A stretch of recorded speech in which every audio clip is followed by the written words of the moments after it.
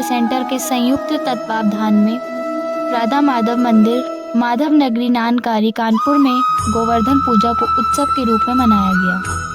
आज इधर देखिए,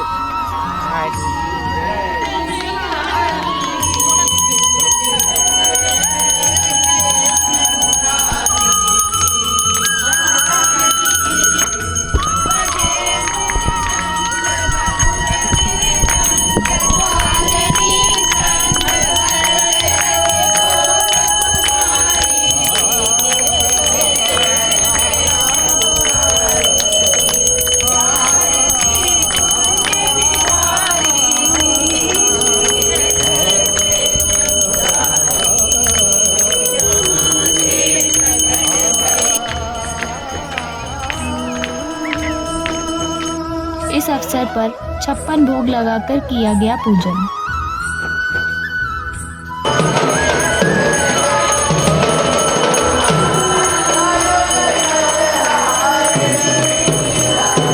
मौका था दीपावली के पावन पर्व पर मनाए जाने वाले पर्व गोवर्धन पूजा का। पौराणिक मान्यताओं के अनुसार माना जाता है कि इंद्र का घमंड चूर करने और ब्रजवासियों की रक्षा के लिए भगवान श्री कृष्ण ने अपनी दिव्य शक्ति से विशाल गोवर्धन पर्वत को छोटी उंगली में उठा लिया था और हजारों जीव जंतुओं और मनुष्यों की रक्षा की थी।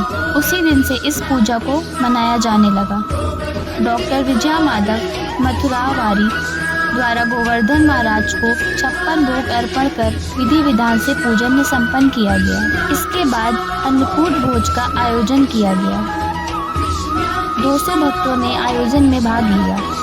इस दौरान नृत्य, गायन, वादन एवं प्रवचनों से भक्त भाव विभोर हो गए। इस दौरान सनातन संस्कृति से दूर होती युवा पीढ़ी को सनातन धर्म की अवधारणा से परिचित करवाया गया।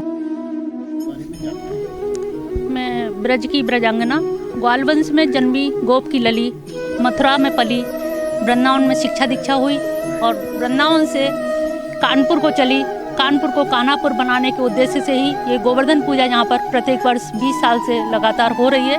ये माधव आश्रम नानकारी और माधव मिशन जीटी रोड पे अवधपुरी में लगातार वहाँ भी होती है, यहाँ भी 20 वर्षों से ये हो रही है। और इस पूजा का भी उद्देश्य क्या है, सारी माताएं बहनों को मिलाकर के बहुत्व में एकत्व की स्थापना करनी है कि हमारी सारी मानव जाति जो है बिखरी हुई है, विखंडित है, विशृंखलित है। आज हर आदमी इतने तनाव के दौर से गुजर रहा है, तो कम से कम हम लोग एकजुट होकर के एक जगह भोजन करते हैं, सब एक दूसरे की सेवा कार्य और सबके सहयोग से ये 56 भोग बनते हैं।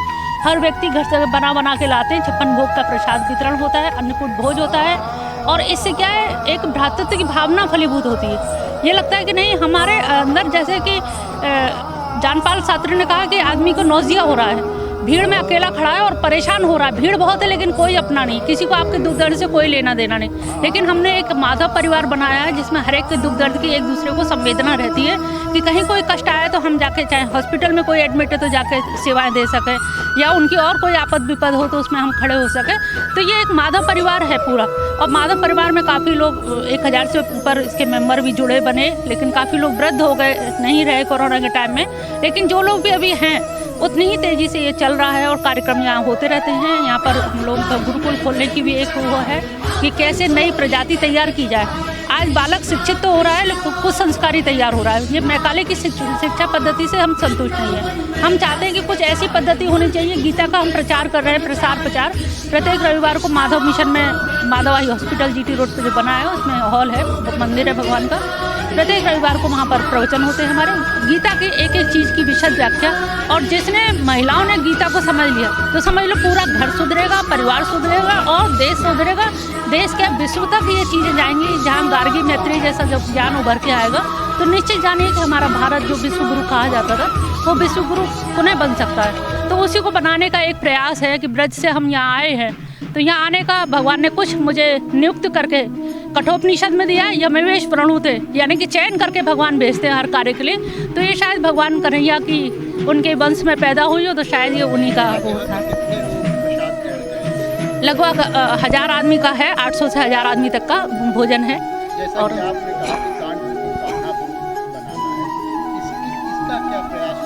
इसके प्रयास में 10-12 मंदिर बन चुके हैं जगह जगह। उन्नाव में हैं और हमीरपुर में हैं, माती मुख्यालय के पास में हैं, बिठूर में हैं, बहुत सारे मंदिर बने हैं और जितने भी बच्चे हैं, और सरदारों के यहाँ भी हमने मूर्ति की स्थापना की है कृष्ण भगवान की। तो वहाँ 800 बच्चा है, तो प्रत्येक पीरियड में वो जय श्री कृष्ण का उद्घोष करते हैं। वहाँ नमस्ते नहीं होती, सब जय श्री कृष्ण बोलेंगे। तो इससे बच्चों में क्या कहना चाहिए? सनातन धर्म दरअसल जो हल्ला मच रहा है वो बहुत उचित नहीं मच रहा है, क्योंकि ये सनातन धर्म तो कब नहीं था और कभी नष्ट भी नहीं हुआ। सनातन धर्म हमेशा से रहा है। भगवान कृष्ण ने गीता के पहले श्लोक में ही कहा है कि अर्जुन, ये जो ज्ञान दे रहा हूँ ये मैं पहले सूर्य को दे चुका। सूर्य से व्यवस्थित मनु को हुआ, इक्ष्वाकु को मिला, ये परंपरा से राजर्षियों तक होता आया। तो ये तो मैंने हमेशा से ज्ञान देता रहा हूँ, तो ज्ञान नष्ट कब हुआ?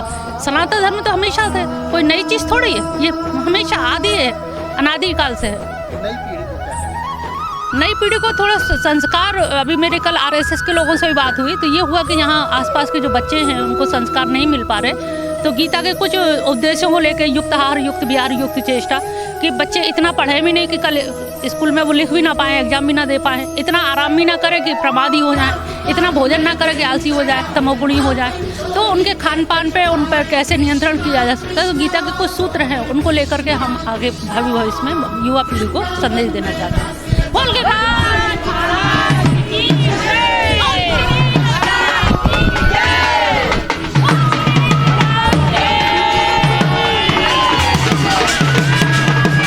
कर्म की कुशलता जब पराकाष्ठा पर पहुंच जाती है तो परम लोक कल्याणकारी हो जाती है एवं ईश्वर से साक्षात्कार का कारण बन जाती है। कार्यक्रम में माधव नेत्र चिकित्सालय के डॉक्टर योगेंद्र सिंह नेत्र surgeon, doctor Jitin Yadav cancer surgeon regency, doctor Srishti Madhav सहायक प्रोफेसर, रामा मेडिकल कॉलेज का विशेष योगदान रहा। सुरेश जी प्रधानाचार्य हेतपुर, गेंदा लाल शास्त्री, आर के त्रिवेदी, ओम प्रकाश, मुलायम, पतारा सहित अनेक गणमान्य व्यक्ति उपस्थित रहे।